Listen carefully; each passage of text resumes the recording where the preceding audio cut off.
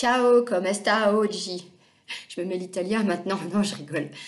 Coucou, c'est Isabelle, la voix de Gaïa, j'espère que vous allez bien. Bah, c'est les vacances, j'ai dit, tiens. Bon, c'est pas anodin hein, que j'ai fait la phrase en italien, je fais un petit clin d'œil à une personne que je connais bien.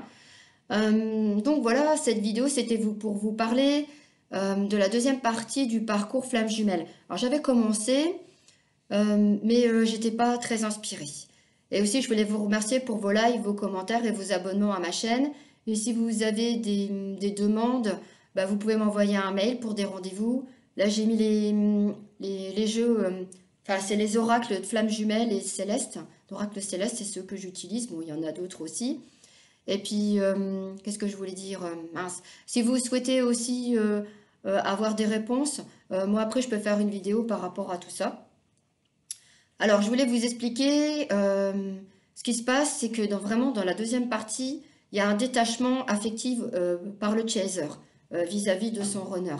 Euh, en fait, enfin, même avant le switch, il commence à devenir autonome le chaser. Et quand il switch, moi je me rappelle, j'étais dans la colère. Hein, je me dis, mais pourquoi j'étais aussi dépendante de lui? Et il y en a, ils vont dire, bah oui, on attend après les messages, après les coups de fil, après les rendez-vous, il répond pas. Donc ça, c'est la dépendance affective, parce qu'on a besoin d'être aimé. Euh, voilà, c'est pour ça, ah oui, il répond pas à mes messages, pourquoi elle et pas à moi? Voilà, donc ouais, vraiment, c'est dur quand c'est la première partie du parcours. Ce qui se passe, c'est que le chaser, alors il y en a, c'est des yin et des yang, mais souvent dans les yin, bah, ils sont nés pour être en souffrance.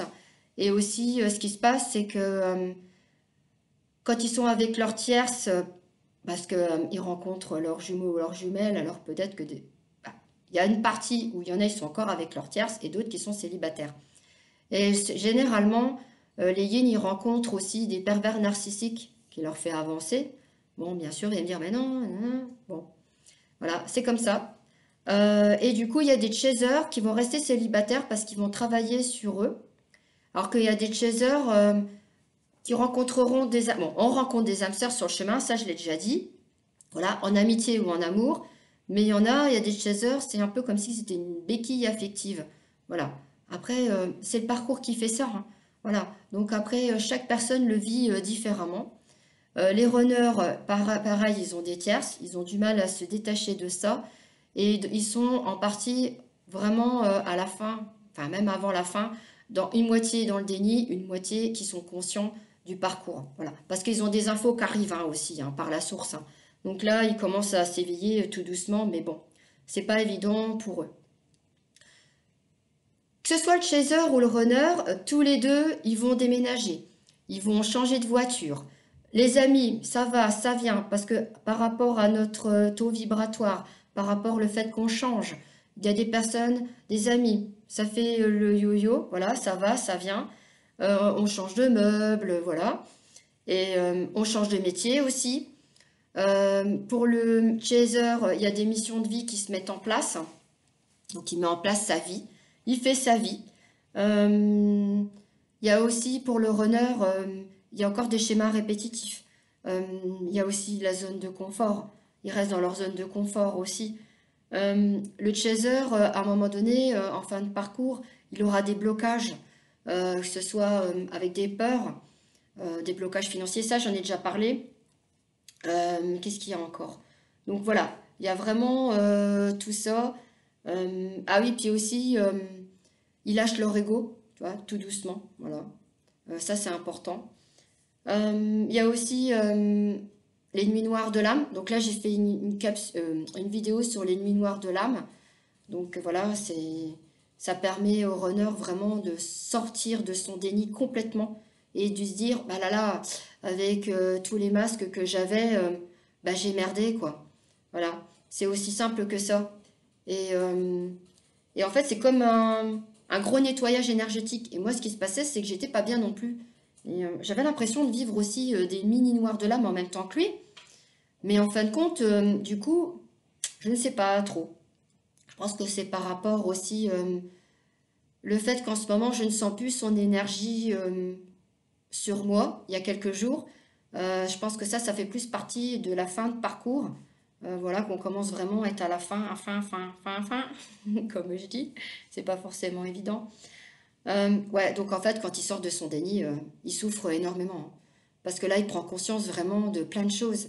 Et là, c'est comme si qu'il se prenait une grosse claque dans la figure et il se dit, mais ouais, il ou elle est là, je l'aime, mais comment je fais pour reprendre contact avec? Qu'est-ce qu'elle va penser de moi? Il ou elle va penser de moi? Comment je fais? Ouais, ça, c'est la grosse question, hein. Ouais, c'est pas évident. Euh, donc, il culpabilise. Alors qu'il n'a pas à culpabiliser, hein, voilà, hein, parce qu'en plus, ce qui se passe, c'est que dans cette partie du parcours, le runner, il est dans ses addictions. Donc, comme j'avais dit une fois, il y a l'alcool, ça peut être le sexe, et ça peut être aussi la drogue. Il y a plein d'addictions qui font que bah, les addictions, ça permet de ne pas penser bah, qu'on est mal. Voilà, c'est aussi simple que ça. Quand je vois des personnes qui boivent, avant, je me disais, oh là là, c'est l'horreur et tout ça. Mais maintenant, quand je les vois boire, une fois, j'en ai parlé à une personne que je connais, et je lui ai dit, ben ouais, l'alcool, c'est important. Ben ouais, ça me permet d'oublier. Voilà, c'est ça. Ça permet d'oublier qu'on est mal. Et c'est pas évident quand on vit avec quelqu'un et qui boit beaucoup. Voilà. On comprend pas. Et c'est avec le recul et le temps qu'on se dit, ben ouais, il boit parce qu'il veut oublier qu'il est mal. Voilà. Il sait plus où il en est. Il va demander pardon aussi, le runner, à son chaser, et inversement. Voilà, c'est important le pardon aussi. Moi, il y a la blessure de trahison qui est ressortie. En fait, c'est une vieille blessure vraiment très ancienne. Et comme on est en télépathie, à un moment donné, il me dit, mais va voir dans ta vie antérieure, Isa. Et du coup, il y a une vision qui est arrivée, et du coup, j'ai pu couper et nettoyer parce qu'elle ne m'appartenait pas et elle m'affectait énormément. Voilà, je pense que c'est tout ce que je voulais vous dire. Je réfléchis, tac, tac, tac. Alors après, il y a peut-être des choses que j'ai oubliées. Ah oui, je pense que je vais refaire une vidéo sur la fin de parcours. C'est important. Après, quand je serai en retrouvailles, ben, je vous en ferai une. Euh, Parce qu'il y a eu des rendez-vous manqués, c'est qu'on n'était pas prêts aussi. C'est pas évident pour lui en ce moment. Et moi, je suis un peu dans un. J'ai l'impression être perdue dans un no man's land. Voilà, je suis bien contente de partir ce week-end parce que malgré que j'ai du boulot, voilà, que j'aide les gens, ben franchement, c'est pas forcément évident. Je suis un peu perdue. Là, c'est le lost complet. Alors, c'est vrai que le parcours, là, cette partie paraît longue. C'est vrai qu'on n'en voit pas le bout. On se dit, oh, ouais, c'est un peu la galère, galère. J'avais fait un audio, je crois, qu'en disant que après cette partie-là, il y avait une pré-réunion. En fin de compte, avec le temps, euh, pour moi, en fin de compte, il y a la fin de parcours, il y a les retrouvailles. Après, chaque personne dans les vidéos va penser différemment. Après, c'est suivant vos ressentis, si pour vous ça résonne ou pas, hein. Donc pour moi, il y a les retrouvailles, la pré-réunion. Donc c'est quand on commence à mettre en place les choses, qu'on est en couple, mais qu'on ne vit pas ensemble. Et après la réunion, c'est voilà, pour moi, c'est on va décider où est-ce qu'on va vivre, si on va acheter une maison, un appartement. Et aussi, ah oui, alors pour la mission commune, il y a une mission commune qui se met en place.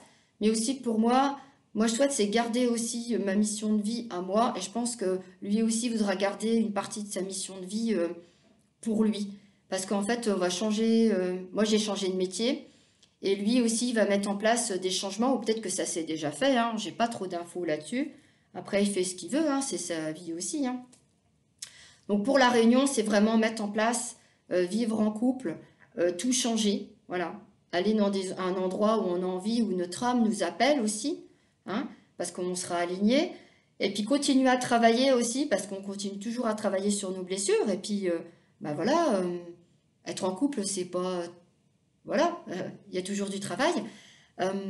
Et puis mettre toutes les choses en place ensemble. Bah, après, il y a des couples qui se marient ou pas. Il y a des couples qui font des enfants ou pas. Ça dépend ce qu'on a prévu. Puis ça dépend bah, de plein de choses aussi, des voyages.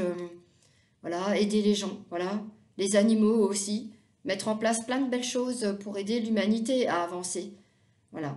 C'était un beau message que je voulais vous faire passer. Voilà, voilà. Eh ben, je vous souhaite plein de bonnes choses. Merci pour vos abonnements, vos likes et vos commentaires. Et puis, je vous souhaite un bon week-end de 14 juillet. Allez, je vous souhaite un bon week-end. Bye bye.